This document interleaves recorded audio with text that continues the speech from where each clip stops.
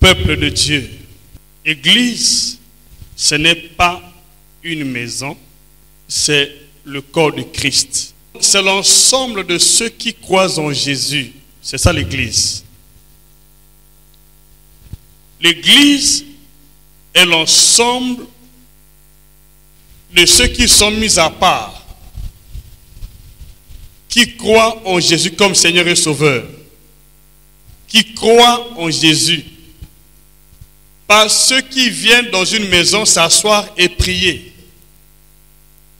L'église n'est pas le fait de venir s'asseoir et prier. Tu peux être là tous les jours, tu viens, tu t'assois, tu pries, mais tu ne fais pas partie de l'église. Ok? Tu es là tous les jours, tu viens, tu t'assois, tu pries, mais tu ne fais pas partie de l'église. Mais tu es là aussi, tu pries. Alors, si tu fais partie de l'église, tu deviens membre du corps de Christ et tu n'as plus rien à faire à volonté. Tu n'as plus rien à faire à volonté. Là, tu deviens église. L'église, c'est l'ensemble des croyants mis à part qui croient en Jésus comme Seigneur et Sauveur et qui ne sont pas conduits par leur esprit, ni par la tradition, mais par l'Esprit de Dieu. C'est ça l'Église. Donc l'Église n'est pas le fait de s'asseoir, d'écouter la parole de Dieu. Pour être membre de l'Église, n'est pas ça. Pour être membre d'une Église, par la grâce de Dieu, il faut être mis à part. Il faut croire en Dieu et être conduit par l'Esprit de Dieu. Et non pas être conduit par tes pensées, être conduit par tes émotions ou être conduit par un groupe de gens. Là, tu n'es pas encore membre du corps de Christ. Lorsque tu deviens membre du corps de Christ, Église, personne ne peut plus te conduire. Personne ne peut plus te désorienter. Tu es conduit uniquement par l'Esprit de Dieu. C'est Dieu qui te conduit, son Esprit qui te conduit, et c'est la parole de Dieu qui te conduit. Donc plus personne ne te conduit, c'est la parole de Dieu qui devient ta parole, le corps de Christ devient ton corps, l'Esprit de Jésus devient ton esprit, son sang devient ton sang, et sa foi devient ta foi. Tu ne crois plus en autre chose. C'est ce qui fait que tu deviens Église de Christ. Église de Christ. L'église que Jésus a acquis au prix de son sang. Je vais lire un passage ici, par la grâce de Dieu. C'est que tu étais racheté. Tu n'appartiens plus à quelqu'un d'autre. Tu appartiens à Jésus seul. Là, c'est l'église. Quand tu deviens église, tu n'appartiens plus à une puissance donnée. Tu appartiens à Dieu seul. Actes chapitre 20, je commence au verset 26. Écoutez ce que l'apôtre Paul dit. C'est pourquoi je vous déclare aujourd'hui que je suis pur du sang de vous tous. Car je vous ai annoncé tout le conseil de Dieu, sans en rien cacher. Prenez donc garde à vous-même. Prenez donc garde à vous-même. Tu ne prends pas garde par rapport à ton frère ou à ta soeur ou à quelqu'un d'autre. Prenez donc garde à vous-même. Donc chacun est responsable devant Dieu. Prenez donc garde à vous-même. Chacun devant Dieu est responsable. Prenez donc garde à vous-même et à tout le troupeau sur lequel le Saint-Esprit vous a établi évêque, c'est-à-dire pasteur ou ancien, pour paître l'église du Seigneur qui s'est acquis par son propre sang. L'église n'est pas ce bâtiment. Jésus n'a pas acquis ce bâtiment par son sang. L'église, c'est toi. c'est moi. Donc Jésus t'a acquis par son sang. Dans le monde des esprits, si tu n'as pas conscience que tu étais acquis par le sang de l'agneau Jésus, tu n'appartiens pas à l'église de Christ. Si tu es conscient que tu appartiens à l'église de Christ, c'est que tu étais racheté par son sang. Tu étais déjà racheté par son sang. Jésus t'a eu au prix de son sang. Ce n'est pas toi qui as choisi Jésus, c'est Jésus lui-même qui t'a acheté par son sang. C'est lui qui t'a pris par son sang. Et il a fait de toi son église. Donc tu es l'église de Christ. Et si toi tu es l'église de Christ, qu'est-ce que Christ fait?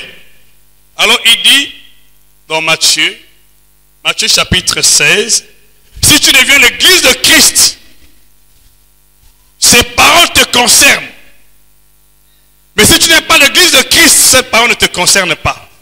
Il y a des gens qui sont assis dans la maison de Dieu mais qui font partie de l'église.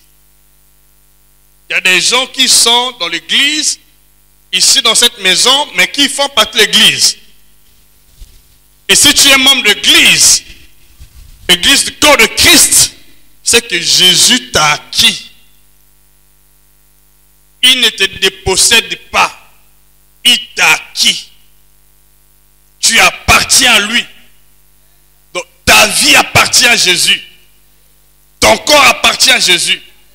Ton âme appartient à Jésus. Ton esprit appartient à Jésus. Donc tout ce que tu es appartient à Jésus. Parce qu'il t'a acquis. Il dit, il a acquis l'église par son sang. Ce n'est pas un bâtiment. Ce n'est pas un immeuble. Donc il a acquis l'église par son sang. Montre-moi cette église. Montre-moi cette maison dans le monde que Jésus a achetée par son sang. Écoutez-moi. Jésus prend soin seulement de ceux qui font partie de son église. Ne confondez pas ça. Jésus prend soin uniquement de ceux qui font partie de son église. Si tu n'es pas partie de son église, tu n'es pas pris en compte par Jésus. Dis l'église qu'il a acquis par son sang. Si toi tu appartiens à Christ, dis-moi, qui peut te prendre entre les mains de Christ?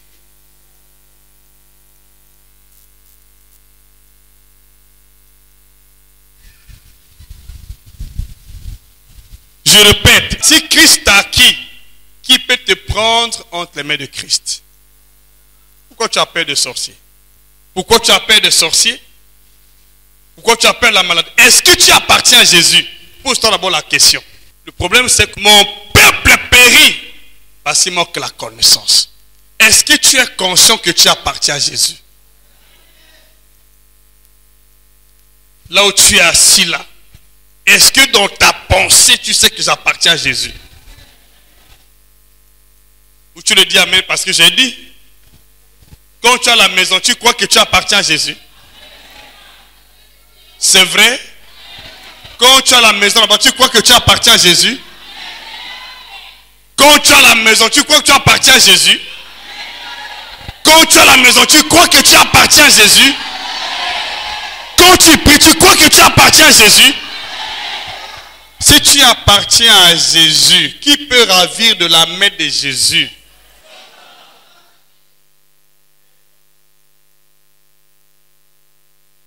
C'est là. Mon peuple périt parce qu'il manque la connaissance. Le fait n'est pas de s'asseoir, d'écouter. Est-ce que j'appartiens à Dieu? Est-ce que j'aime Dieu? Est-ce que j'ai l'amour de Christ? Est-ce que j'ai la parole de Christ? Mon habit n'a pas un autre parfum en dehors du parfum que je mets. Est-ce que tu as le parfum de Christ? Et c'est toi, quand tu passes, tu as l'odeur de Christ. Quand les gens te sentent, ils sentent l'odeur de Christ. Il dit, j'ai au moins les marques de Christ. Que personne ne fasse la peine. Est-ce que toi, tu appartiens à Christ? Si tu appartiens à Christ, qui peut te faire la peine? Voilà pourquoi tu dois comprendre si réellement tu appartiens à Jésus, tu n'appartiens pas. Si tu n'appartiens pas encore à Jésus, tu as besoin de la délivrance. Tu as besoin de la délivrance. Beaucoup de chrétiens ne comprennent pas ces vérités. Moi, tel que je suis là, je vous dis sincèrement, je n'ai pas besoin de la délivrance. Parce que je sais, même les démons savent que j'appartiens à Jésus. Les sorciers savent que j'appartiens à Jésus. Les magiciens savent que j'appartiens à Jésus. Donc personne ne peut me toucher parce que j'appartiens à lui. Tu appartiens à qui? Le problème n'est pas d'être à la salle à la maison de Dieu. C'est une question de croyance et de foi. Tu appartiens à qui? Tu appartiens à qui? Dis-moi. Le fait n'est pas le fait d'être là. C'est une question de foi. Une question de foi. Une question de foi. C'est par la foi que nous appartenons à Dieu. Et si tu appartiens à Dieu, tu dégages quel parfum? Tu as quelle odeur? Tu as quelle croyance? Face aux esprits impurs, face à la maladie, face aux oppressions, face aux sorciers, face aux magiciens, face à la mort, tu as quelle pensée?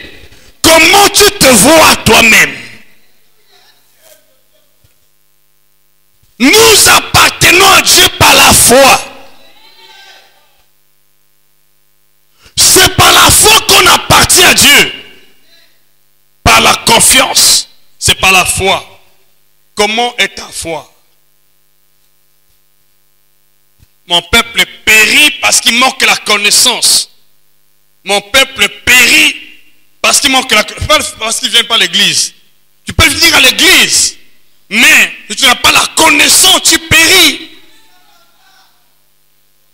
Lis bien ta Bible. Vous savez, j'ai tellement de choses à vous dire. J'ai toujours dit, je prie que Dieu fasse grâce à l'église du Congo. Que l'église comprenne. Parce que l'église du Congo a encore un niveau embryonnaire. Malgré ce que nous écoutons, beaucoup de gens n'ont pas encore grandi, n'ont pas la maturité spirituelle. L'église du Congo connaît encore des moments difficiles parce que c'est un enfant qui n'apprend peut-être pas à marcher, mais un enfant qui est tellement capricieux. L'église du Congo est un enfant capricieux.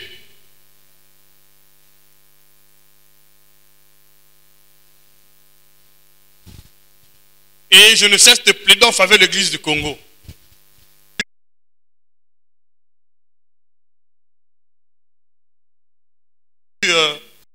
Le sermon d'un homme de Dieu, qui dit, nous avons fait notre part.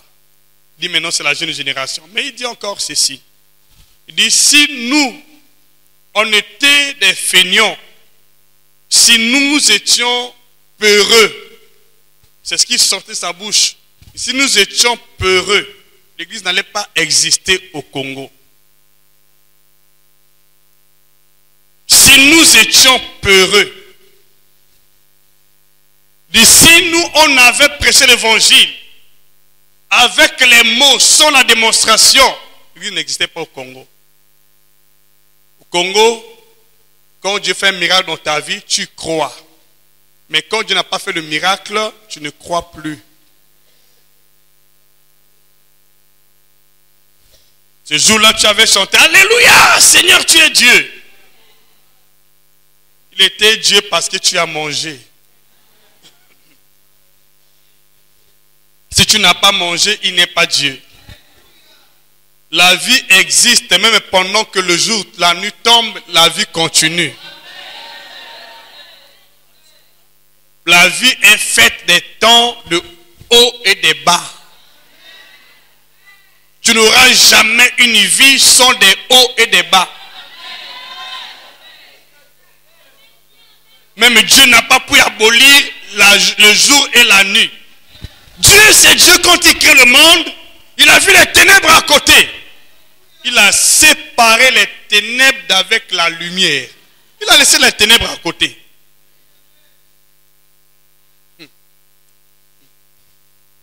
Dieu. Il a séparé la lumière d'avec les ténèbres. Il n'a pas enrayé les ténèbres. Il a laissé les ténèbres à côté. Comment mener sa vie dans ce monde avec succès? Qu'on le veuille ou pas dans ce monde, tu vas rencontrer les ténèbres. Tu vas rencontrer des difficultés dans la vie. Mais comment y procéder pour vaincre les ténèbres? Qu'on le veuille ou pas dans ce monde, partout tu iras, tu vas rencontrer les hauts et les bas. Le jour, la nuit. La bonne santé, la mauvaise santé. La vie et la mort. La malédiction. Et c'est Dieu qui dit, je mets devant toi la vie et la mort. Choisis.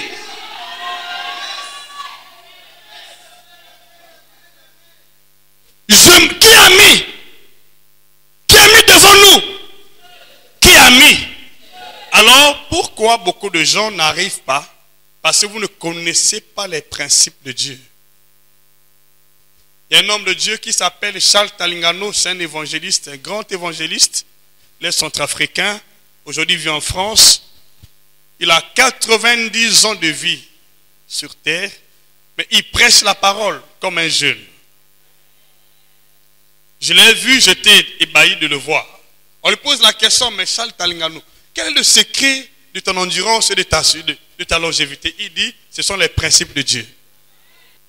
Qu'on le veuille ou pas, ma soeur, mon frère, si tu n'es pas conscient que le mal existe, tu vas tomber. Tu ne vas pas rester dans la vie. Tu dois connaître que le mal existe et tu prends les précautions pour ne pas tomber dans le mal.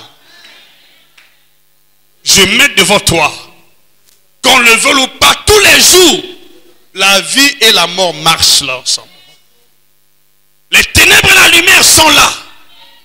Mais comment procéder? Comment faire pour éviter les ténèbres? Nous, pour éviter les ténèbres la nuit, ici, voilà, la précaution est là. Toti lumière na kachao. Quelle est ta précaution? La nature ne vous enseigne-t-elle pas? Ma soeur, mon frère, tu ne peux pas rester dans ce monde si tu ne connais pas te préserver pendant les temps difficiles, pendant les épreuves. Qu'on le veuille ou pas dans ce monde-là, tu vas rencontrer les épreuves. Partout tu passeras. Même dans ta propre maison, même dans ta propre famille, même pendant que tu dors. Maintenant, comment faire? Il n'y a pas un seul endroit sur la terre où le chaos n'existe pas. Il n'y a pas un seul endroit sur la terre où il n'y a pas de ténèbres. Il n'y a pas un seul endroit sur la terre où il n'y a pas de maladie. Les gens prennent les précautions. Si tu es chrétien sans précaution, tu n'es pas différent des païens. Voilà quand nous parlons des lois ou des secrets de la longévité. Les règles de la longévité. Comment faire pour vivre la vie sur terre sans être entravé par les puissances de ténèbres, sans être entravé par les séjours des morts ou la mort. Il n'y a pas de vie sans malheur dans ce monde. Qu'on le veuille ou pas dans ce monde, tu vas rencontrer les malheurs, les maux et les douleurs. Donc comment faire? C'est le comment faire qui nous empêche d'aller, de se développer. Le comment faire a empêché les pays africains de se développer au même standard que les Européens et les Américains. Le comment faire. Le comment faire devant les problèmes. Nous nous sommes sentis incapables, irresponsables. Irresponsabilité tue. L'Afrique n'est pas en retard parce qu'il manque les ressources. L'Afrique est en retard parce qu'il manque la responsabilité. Nous ne sommes pas conséquents et responsables. On n'est pas pas conséquent devant les temps, les circonstances, si tu ne prends pas ta responsabilité en main, et tu ne la prends pas en main, tu vas continuer à pleurer, souffrir. Dieu nous a tout donné, mais comment nous agissons et quelle est notre responsabilité? Quelle est notre responsabilité? Est-ce que nous sommes des personnes engagées? Est-ce que nous répondons à notre responsabilité? Ma soeur, mon frère, la bénédiction ou la malédiction est devant toi. Qu'on le veuille ou pas, dans ce monde, vous avez ce décor. Vous avez la vie à côté, vous avez la mort à côté, vous avez la bénédiction à côté, vous avez la malédiction à côté. Mais ce sont tes responsabilités qui vont faire que tu triomphes et tu prennes le dessus. Ce sont tes responsabilités. Si tu n'es pas responsable, tu seras sous-développé comme l'Afrique, avec toutes les richesses qu'il faut. Celui qui est en nous n'est pas capable. Celui qui est en nous ne voit rien.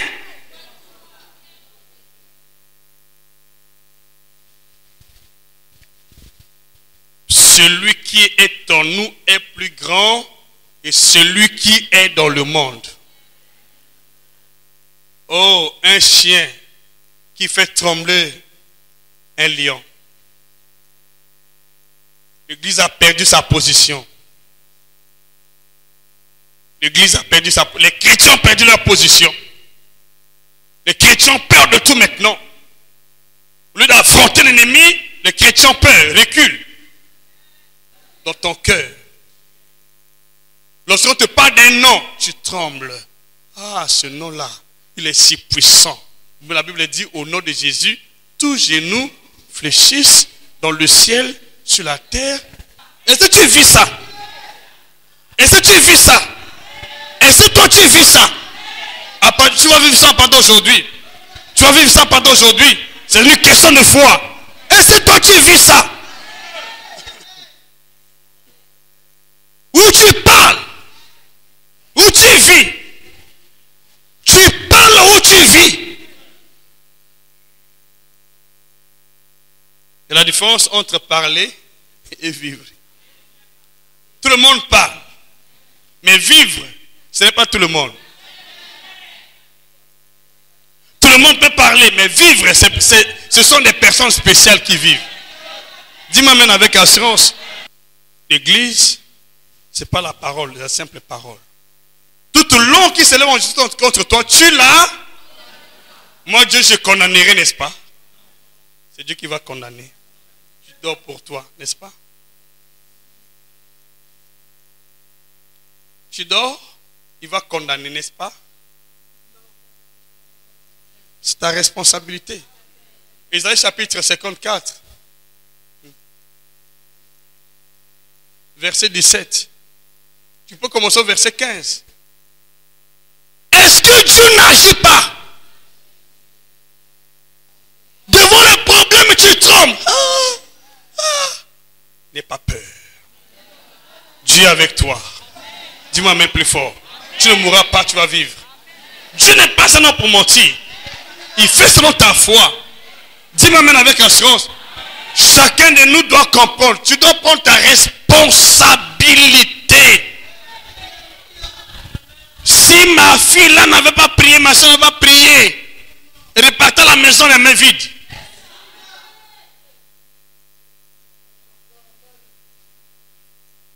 Quelle est ta responsabilité là où tu es?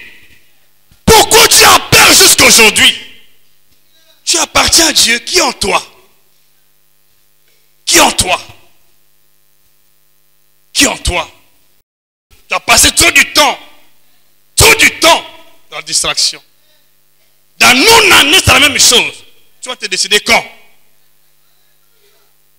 Dis, si je peux toucher ces vêtements aujourd'hui, c'est elle qui a dit, si je puis seulement toucher, c'est Dieu qui a décidé à sa place. Pourquoi tu attends? Qu'est-ce que vous attendez? J'attends le temps de Dieu. Quel est le temps de Dieu? Dieu n'a plus de temps devant toi. C'est maintenant ton temps. Le temps de Dieu est déjà accompli. Maintenant, c'est ton temps. C'est ce que tu dis qui s'accomplit. Elle a dit elle-même aujourd'hui, si je peux toucher son vêtement, moi je serai aujourd'hui. C'est le temps fixé par lui-même. C'est elle-même qui a pris l'engagement. Voilà le secret de la longévité. Comment est ton engagement vis-à-vis de la longévité?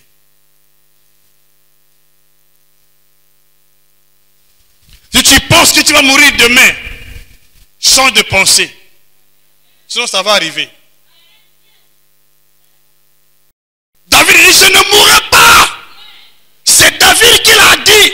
Même si je passe par la vallée de l'homme de la mort, je vivrai. Je rencontrerai le trésor de l'Éternel. C'est David qui s'est dit, mais moi je ne mourrai pas. C'est David qui a dit. Comment? C'est une question de langage. Et de ce comment tu te vois.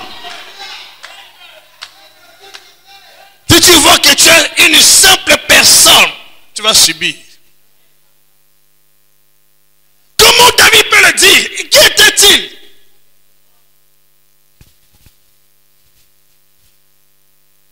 Même si je passe par la vallée de l'homme de la mort, ta houlette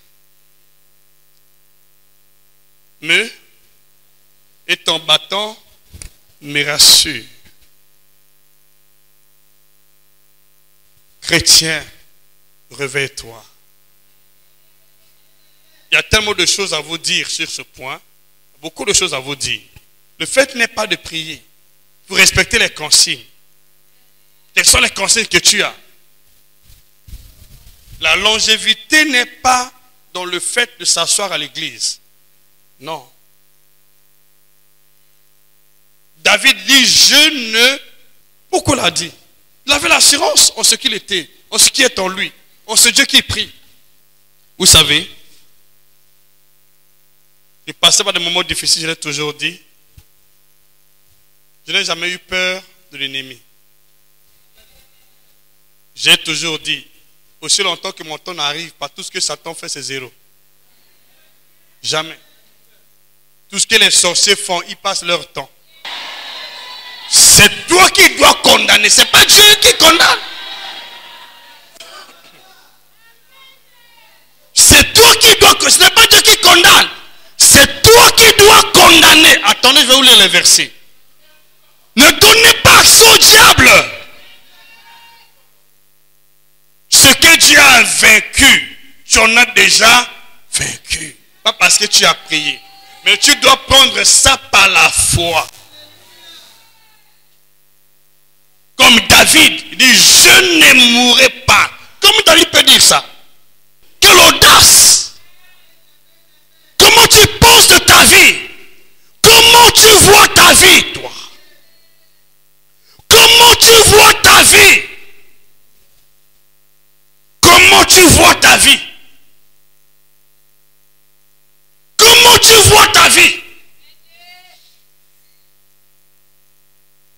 De la même manière que tu vois ta vie, c'est ce que tu vas recueillir ou acquérir. Dieu ne te donne pas au-delà de ta foi.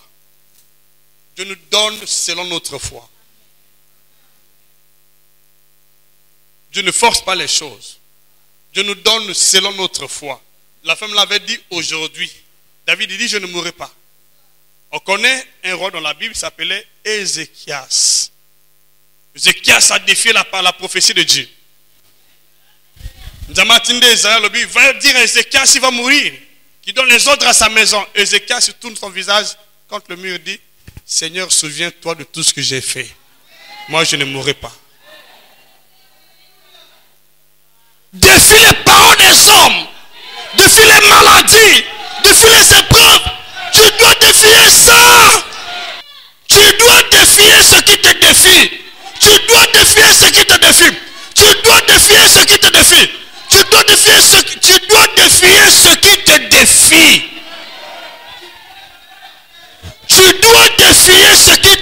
défi. Comment on a âge na yote? Et ce âge na tu as quel âge? Abraham avait quel âge? C'est toi qui l'as dit. Est-ce que Dieu a dit qu'il y a la ménopause? Ça existe, ça n'existe pas. C'est toi qui l'as dit. Quand tu as passé la ménopause, qu'est-ce qui manque en toi? Qu'est-ce qui est modifié en toi?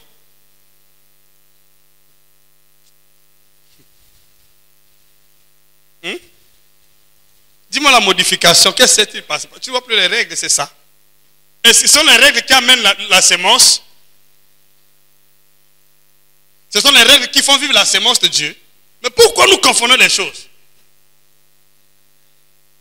Dans quel passage la Bible dit que ce sont les règles que tu vois qui font vivre la sémence?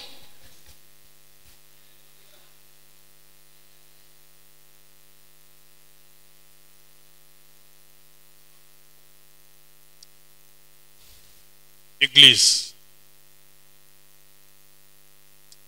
réveille-toi. Il y a beaucoup de choses qui vous arrivent parce que vous ne croyez pas du tout. Vous êtes à l'église, mais vous ne croyez pas du tout. Tu crois en qui pendant que tu es assis là? Ou quand tu sors de l'église? Comment est ta croyance? Il y a beaucoup de choses qui marchent pas aujourd'hui parce qu'il y a des influences. Mais cela part selon ta foi.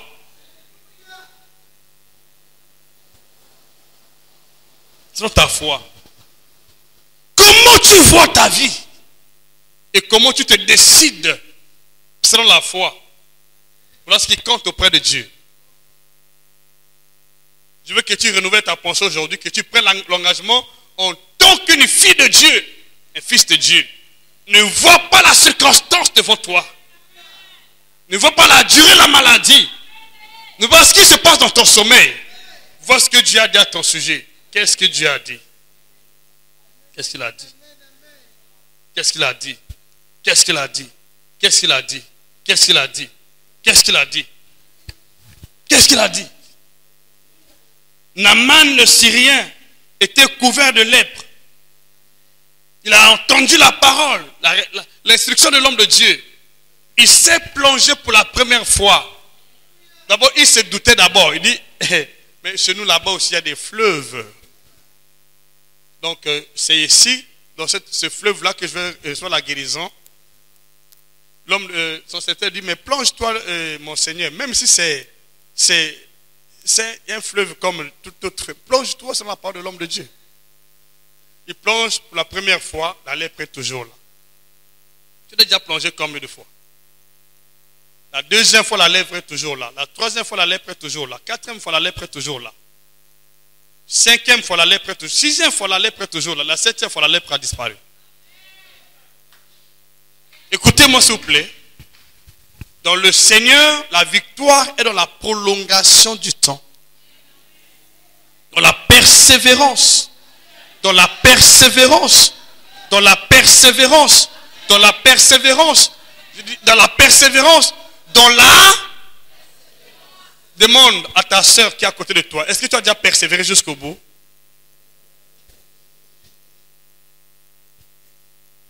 Tu as déjà persévéré? Tu as déjà persévéré? J'ai déjà prié. Tu as prié combien de fois?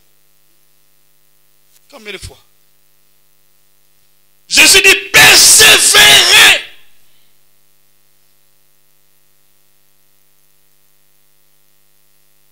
Tu as déjà persévéré? Fatigué déjà? Fatigué? Tu es fatigué? Tu persévères toujours? Dieu n'aime pas les fatigués. Dieu aime les persévérants. Ceux qui ont pris le nom de persévérants. Qui prient Dieu continuellement comme Corneille. Dieu aime ces gens-là. Qui s'appellent persévérants. Qui s'appellent continuels. Qui s'appellent à perpétuité. Ce sont des gens que Dieu apprécie. Dieu m'amène avec assurance. Tu dois toujours parler. Tu dois toujours continuer. Tu dois toujours prier. Tu dois toujours avoir la foi. Ce sont des gens qui plaisent à Dieu. Tu dois persévérer.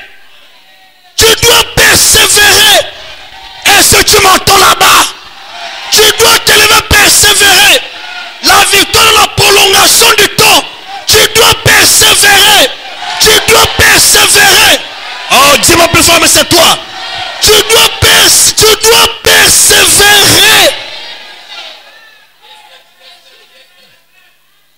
Tu es allé à l'école. Il y a des ceux qui ont commencé au préscolaire. Mais si tu avais abandonné au préscolaire, tu n'allais pas avoir le diplôme que tu as. Tu as persévéré pendant combien de temps? Jusqu'aujourd'hui, tu vas à l'école, pourquoi faire? Plus on persévère, plus on se perfectionne. Et plus on s'approche la victoire. C'est comme ça. Tu as appris à parler le français pendant combien d'années? Tu continues à apprendre. Il y a des gens qui ont déjà 80 ans qui continuent à apprendre. Là, c'est le monde.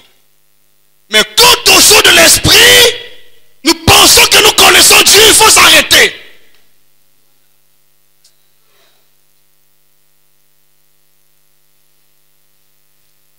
Là où c'est difficile, les gens pensent que non, c'est facile.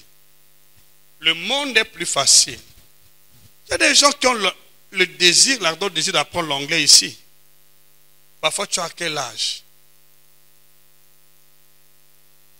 Dans les choses de Dieu, ce sont des personnes qui connaissent les principes, qui se réjouissent.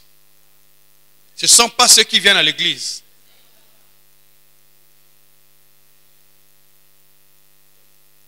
L'église doit grandir. Nous avons beaucoup de défis. Il y en a plein. Il y a beaucoup de défis pour ta vie. Toi qui me suis. Beaucoup de défis. Tu as eu le travail, c'est bon. Mais il y a encore des défis pour ta vie. Tu dois les relever. Mais pour les relever, il faut comprendre la parole de Dieu. Et s'attacher. Faites comme Pierre. Jusqu'au bout, tu es là. Tu prends l'engagement comme Jacob. Si tu ne me bénis pas, je ne te laisse pas. Je ne te laisse pas partir. Tu dois me bénir aujourd'hui, sinon je ne te laisse pas partir. Faites comme Jacob. Qui peut dire Amen? Dis je suis Jacob. Je suis Jacob. Dis je suis Jacob. Je suis qui? Tu es qui? Tu es qui? Jacob. Dis je ne te laisse pas partir si tu ne me bénis pas. Quand tu t'attaches à Dieu, il faut être comme Jacob. Je ne laisse pas parce que c'est toi qui m'as appelé. C'est toi qui m'as appelé, c'est toi qui as dit. C'est toi qui m'as appelé, c'est toi qui as dit. C'est toi qui m'as appelé, c'est toi qui as dit. C'est toi qui m'as appelé, c'est toi qui a dit. Je déclare aujourd'hui que ton histoire change. Qui t'a appelé? Qui t'a appelé? Qui a dit? Qui a dit? Pourquoi tu as peur? C'est lui qui t'a appelé. C'est lui qui aussi qui a dit que tu es guéri. Qui dit que tu es béni. Mais pour lui, c'est ta parole. Papa, tu as dit. Père, tu as dit. C'est comme Jésus, quand il est écrit, tu dois rester dans ce qu'il est écrit. Ne change pas d'avis si tu n'as encore rien vu. Reste là, tu as dit. Tu n'es pas là pour mentir. Tu as dit, c'est toi qui as dit. Je ne lâche pas. Tu dois changer mon histoire. Parce que c'est toi qui m'as choisi. C'est toi qui m'as appelé ici. C'est toi qui m'as béni. C'est toi qui m'as racheté. C'est toi qui m'as racheté. C'est toi qui m'as racheté. C'est toi qui m'as racheté. J'étais dans le monde. C'est toi qui m'as racheté.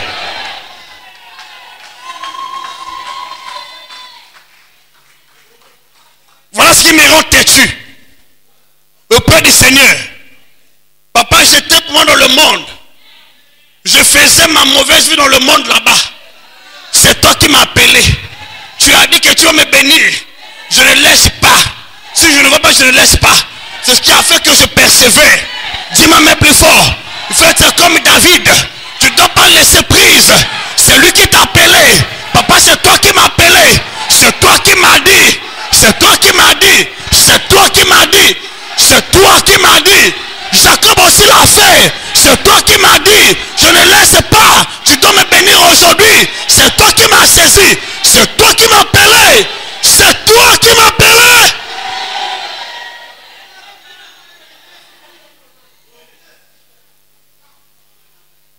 Voilà ce qui me rend têtu. J'ai tout abandonné pour le suivre. Pas en vain. J'ai l'assurance. Il Il ne ment pas. Il a changé mon histoire. Si Dieu t'a réellement appelé, ne lâche pas prise. Rappelle à Dieu, c'est toi qui m'as dit, c'est toi qui m'as appelé, c'est toi qui m'as dit, c'est toi qui m'as appelé, c'est toi qui m'as dit, c'est toi qui m'as appelé. C'est pourquoi je prie. C'est pourquoi je prie. C'est pourquoi je prie. Vous savez, il y avait un moment, je vous dis sincèrement devant Dieu, il y avait un temps, ma vie passait par des moments très difficiles, très difficiles. Il y avait un moment où tu peux perdre la foi. Et quand je médite, je dis, Seigneur, tu ne peux pas mentir. Parce que j'ai vu ça dans la vie d'Abraham. Je vois ça, je lis la Bible, je comprends qu'il y a l'exactitude. Je ne suis pas le dernier.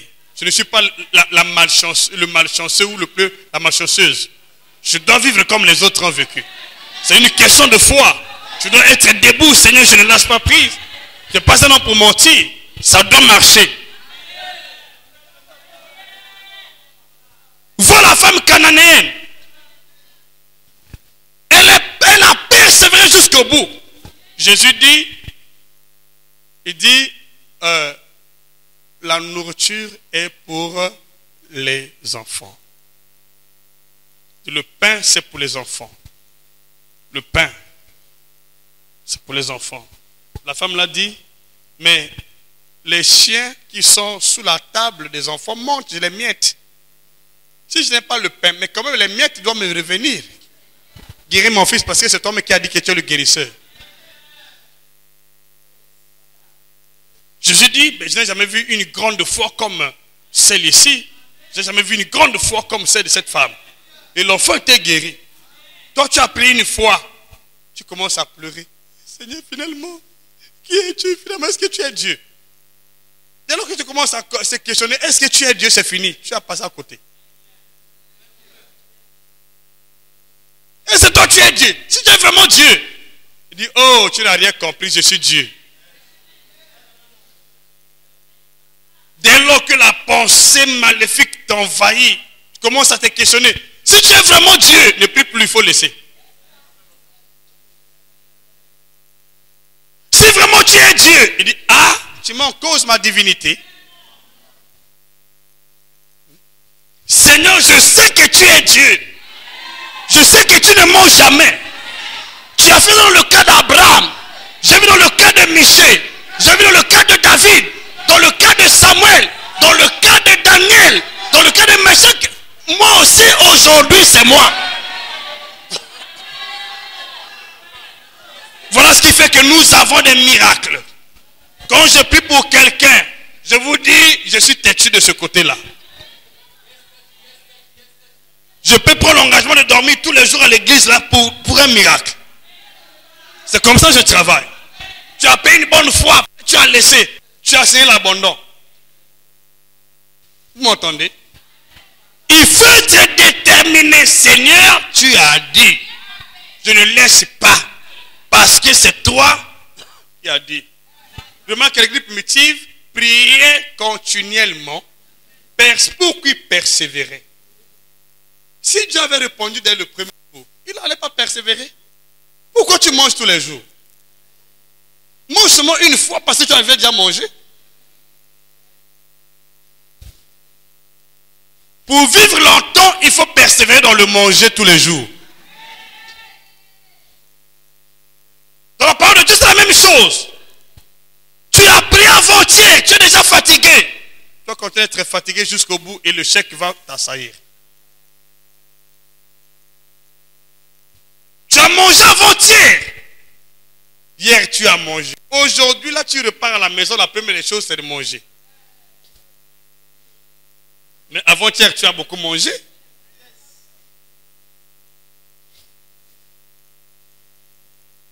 Tu n'as pas mangé hier. Tu as déjà fait une semaine ici sans manger. Une semaine sans manger. Qui? Fais un peu une semaine sans manger. Parce que tu avais mangé avant-hier. Hein? Fais une semaine sans manger. Parce qu'avant-hier, tu as tellement mangé, tu t'es bien rassasié, n'est-ce pas? Fais une semaine sans manger. Pour assurer ta survie, tu dois manger chaque... Bon, spirituellement, si tu as prié une fois, tu as prié 2 fois, tu as lâché prise. Qu'est-ce que tu vas récolter dans la volonté parfaite de Dieu, dans chaque chose? Il te faut la persévérance. Tu as prié une fois, ça n'a pas marché. Prends Dieu au mot. Père, tu as dit. Donc, je vais vous montrer comme des versets par la grâce de Dieu. L'un des secrets de la longévité, c'est la persévérance dans la prière.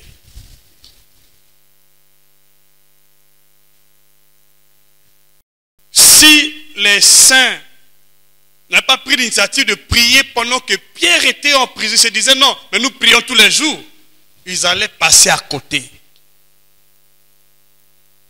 Mais ce jour-là, ils se sont organisés. Ils ont prié uniquement pour ça. Cependant, ils priaient continuellement. Mais ce jour-là, ils ont redoublé de prière. Beaucoup de chrétiens, quand ils sont devant des difficultés, ils baissent le volume de prière. Ils ne peuvent plus.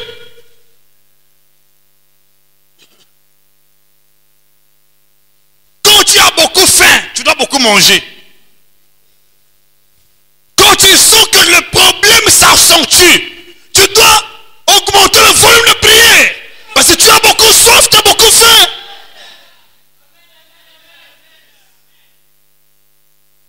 Prie moins quand tu n'as pas assez de problèmes.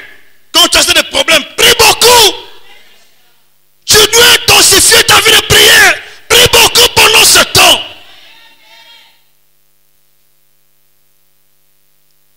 Je donne un verset. Il y en a plein dans la Bible. Plein dans la Bible. Le premier verset que je donne, pour gagner le temps, le premier verset c'est 2 Samuel, chapitre 7. Commençons d'abord dans Genèse. Genèse chapitre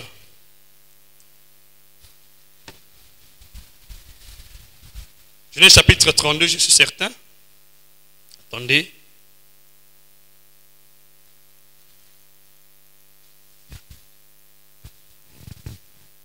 Tu dois prier. Il y a un seul secret dans la vie spirituelle. Satan ne résiste jamais à ceux qui persévèrent. Si tu ne connais pas le secret de la persévérance, Satan va résister. Mais si tu connais persévérer, il te lasse, il te laisse. Vous voyez dans la Bible, les personnes qui étaient sous l'oppression, qui ont compris ce principe-là, ont gagné les victoires. Si tu lâches, Satan continue. Plus il te combat. Vous voyez même dans l'église, dans l'Apocalypse, à quel moment ils ont triomphé sur le diable? Il y a eu un combat au ciel. Si les anges avaient lâché prise,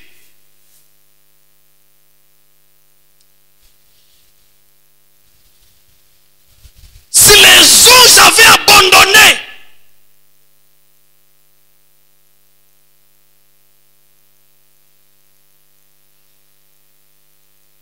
si les anges avaient abandonné, ton problème c'est que tu abandonnes facilement.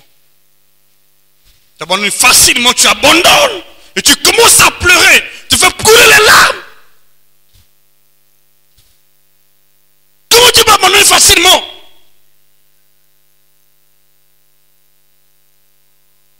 Comment ça? Tu étais proche de la victoire, mais tu as abandonné. Ça fait un bon bout de temps, la vie de prière est morte. Bon, la victoire est dans la prolongation du temps, dans la persévérance. Mon épouse est là. Je vous dis, je suis quelqu'un qui travaille beaucoup. Je travaille ici, je travaille à la maison, je travaille à l'église. Nous, on organise des prières ici, des nuits de prière. Bien que je prêche, j'ai toujours dit, Seigneur, je veux plus que les problèmes augmentent, plus je prie. C'est un secret spirituel. Quand Jésus allait à la montagne, fréquemment, quand il a remarqué que le temps était arrivé, On voulait le livrer. Qu'est-ce que Jésus a fait? Il dormait à la maison. Pourquoi tu dors? Pourquoi tu dors? S'il vous plaît, le Dieu que nous prions s'appelle le Dieu d'Israël. Il n'est pas le Dieu des Congolais. Le Congo n'a pas de Dieu. Le Dieu que nous prions s'appelle le Dieu d'Israël. Tu dois copier le Dieu d'Israël. Tu veux la victoire. Tu dois te lever quand la bataille fait rage. Tu dois te lever et prier. Quand l'ennemi se présente à la porte, tu dois te lever et prier. Pendant ce temps, tu ne dors pas. Quand il s'en va, tu dors. Attendez, je vais lire un principe par rapport au temps qui nous reste. Et puis je vais aller dans la Bible, dans d'autres passages. Éphésiens chapitre 6, le premier je vais venir. Lisez-moi ce verset rapidement. Éphésiens chapitre 6, verset 10 au verset 12. J'aimerais que vous lisez le verset rapidement. Éphésiens chapitre 6.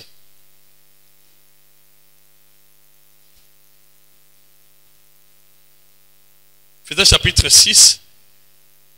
Oui.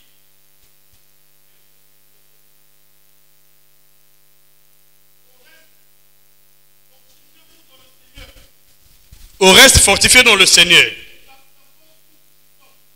Et par sa force toute puissante, revêtez-vous de toutes les armes. Ça, même beaucoup de chrétiens ne connaissent pas. Afin de pouvoir tenir comment? Pendant combien de temps? De pouvoir tenir ferme. Continue. Contre les rues du diable. Car nous n'avons pas lutté contre la chair et le sang, mais contre les dominations, les autorités, les princes du monde de ténèbres, les soumissions de l'île céleste. Il y a combien de fois là déjà? Nous n'avons pas lutté contre la chair et le sang. C'est dans la Bible, dans ta Bible là aussi. Tu n'as pas affaire aux esprits humains. Il faut être conscient. Et pour triompher, je suis une église. Christ a vaincu. Si je ne vois pas aujourd'hui, demain je vais voir. Je n'ai pas vu demain, après-demain je vais voir. Tu dois vivre avec cette pensée-là. La mentalité des vainqueurs. Dans ce sens, nous sommes plus que. Cette mentalité doit être en toi. Si tu la perds, tu échoues. Si tu la perds, tu échoues. C'est pas fini, Bishop continue. C'est pourquoi prenez toutes les armes de Dieu afin de pouvoir résister dans. La Bible reconnaît les mauvais jours. Il y a des mauvais jours. Pendant les mauvais jours, on doit faire comment? On doit dormir. Pendant les mauvais jours, on doit croiser les mains. Oui, il faut croiser les mains, n'est-ce pas? Pendant les mauvais jours. Quel contraire avec les chrétiens actuels. Dieu reconnaît qu'il y a des mauvais jours. Et quelle est ta conduite devant les mauvais jours? Comment se conduire devant les mauvais jours? C'est réel. Pendant les mauvais jours, qu'est-ce qu'il faut faire? Il faut abandonner, n'est-ce pas? Sylvie Ambangui, il faut abandonner, n'est-ce pas? C'est vrai. Pendant les mauvais jours, il faut beaucoup dormir, n'est-ce pas? Qu'est-ce que la Bible dit?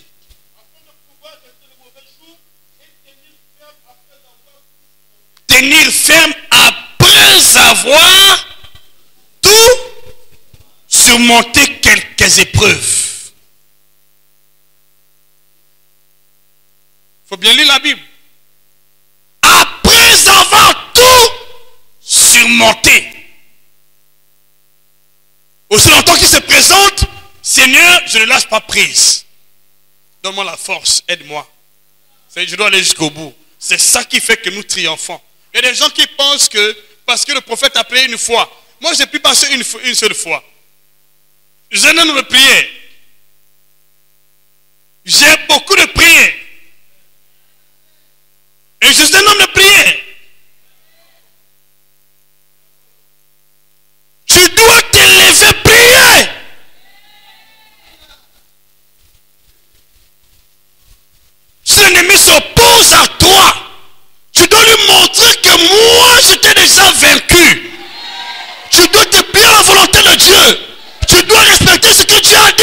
ton sujet.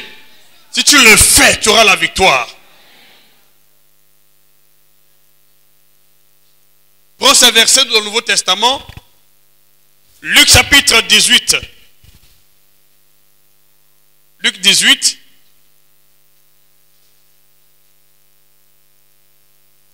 Je te vois revenir dans le plan parfait de Dieu. Je te vois revenir dans le plan parfait de Dieu. Et Dieu va t'assurer les grandes victoires. Là où tu avais perdu hier, je te vois monter en flèche. J'entends ton amen. Je vois l'Esprit de Dieu te saisir. L'Esprit de Dieu te connaît tes victoires. C'est temps d'arriver. Lève-toi. Ne te décourage pas. Tu dois aller de l'avant. Tu dois continuer jusqu'au bout. C'est ça le secret. Luc chapitre 18, verset 1. Jésus leur adressa une parabole. Bon, lis quand même.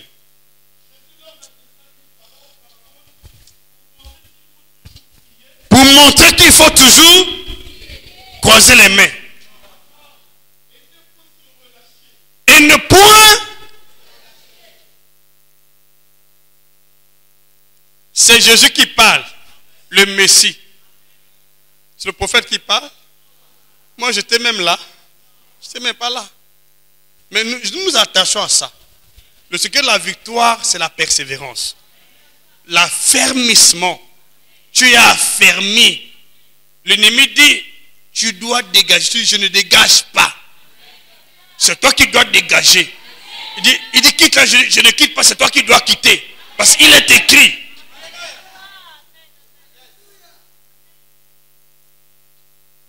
Continue un peu, Bishop. Il dit, il y avait dans la ville un juge unique qui ne craignait pas Dieu, qui n'avait pas de garde pour personne. Il y avait aussi dans cette ville une veuve qui venait lui dire, fais-moi justice de ma part adverse. Pendant longtemps, combien de temps? Cela s'est produit pendant combien de temps? C'était une journée. C'était 2 jours. On ne sait pas. Pourquoi Jésus prend cette telle parabole? Lui qui est Dieu, fils de Dieu. Pourquoi n'a-t-il pas résolu tous les problèmes en une journée? Vous savez, quand l'ennemi veut faire du mal à quelqu'un, il persévère jusqu'à ce qu'il voit cela se manifester. Mais quand le chrétien veut voir un miracle, il prie aujourd'hui, demain. Je ne sais pas si Dieu existe. Si vraiment tu es Dieu, si vraiment tu es Dieu, tu doutes déjà, tu pries. Qu'est-ce que cette femme a dit? La femme là, continue un peu, la femme là. Est-ce qu'elle a dit, si vraiment tu es Dieu, aujourd'hui fais-moi justice. Continue un peu. Pendant longtemps, il refusa, mais ensuite, il dit en lui-même, quoi, je ne craigne point Dieu, et je ne prends de garde pour personne.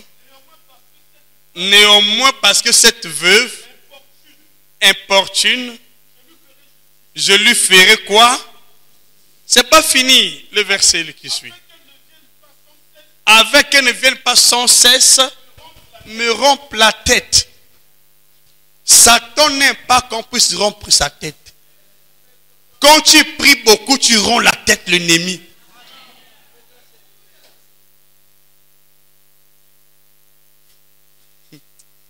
Quand tu pries, les prières montent. Satan, c'est pourquoi on ne veut pas que nous prions. C'est qu'il fait du bruit. Mais à Kaïla, à Madingu, ils n'ont pas d'instrument à Madingu. Ils font du bruit, ils prient beaucoup ici. L'ennemi est en train de subir. Ton ennemi subit aujourd'hui. Ton ennemi subit aujourd'hui. Ton ennemi subit au nom de Jésus. Ton ennemi subit au nom de Jésus. Satan subit au nom de Jésus. Dis-moi maintenant avec assurance. Voilà pourquoi on a ramené l'intercession. On doit prier même s'il ne veut pas, il doit lâcher prise. Dis-moi maintenant avec assurance, il doit partir. Dieu libère ta vie. Satan doit quitter. C'est pas toi qui quitte, c'est Satan qui doit partir. Il doit libérer ta vie. Il libère ton âme, ta vie.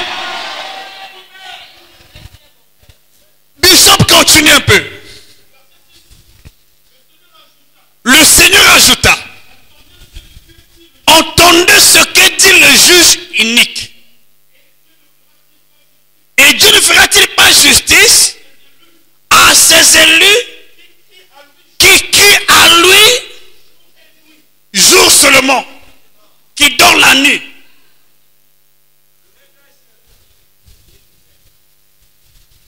Parfois Dieu pousse la victoire.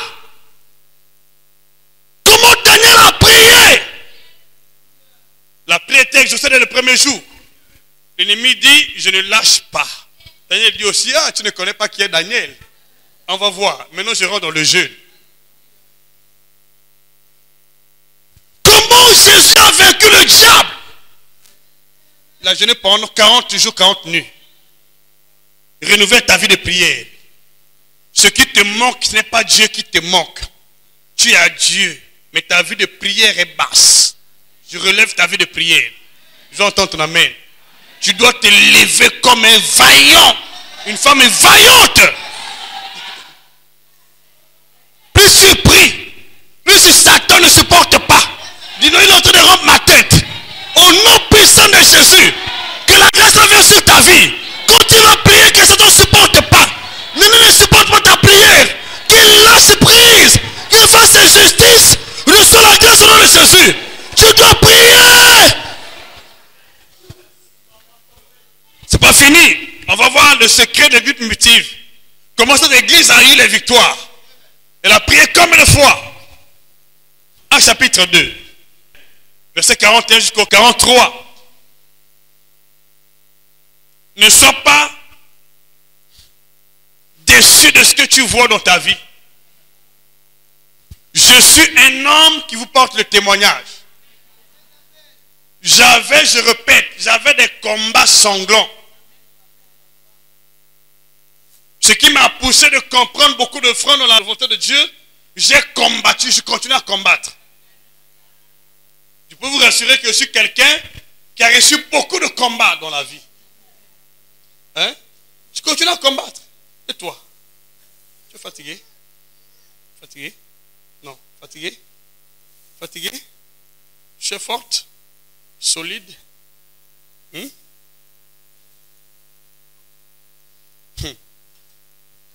es fatigué? Tu es fatigué? Dis, la victoire n'est pas pour les fatigués.